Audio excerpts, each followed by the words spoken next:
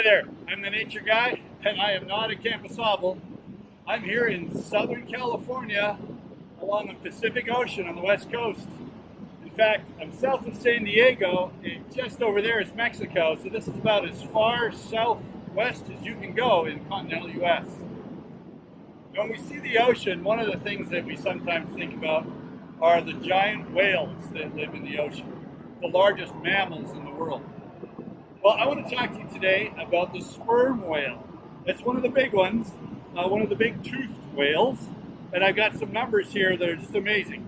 It's 60 feet long, 60 feet long, 100 in your house maybe.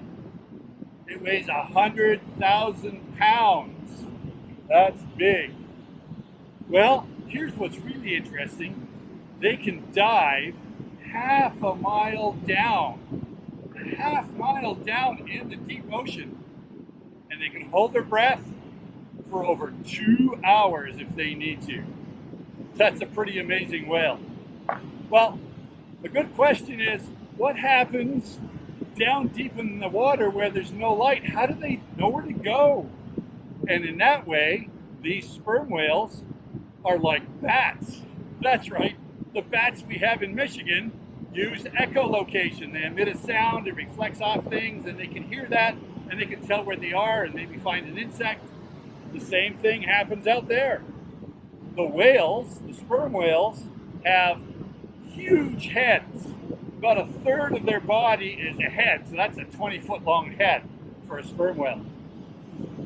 And in their nasal cavity, which is really huge, they have something called monkey lips. I don't know why they call them monkey lips, because it's in a whale. Anyway, those monkey lips are like our vocal cords, and they blow air through the monkey lips, and when they vibrate, it makes this really high-pitched sound, sounds that we can't even hear in our own ears.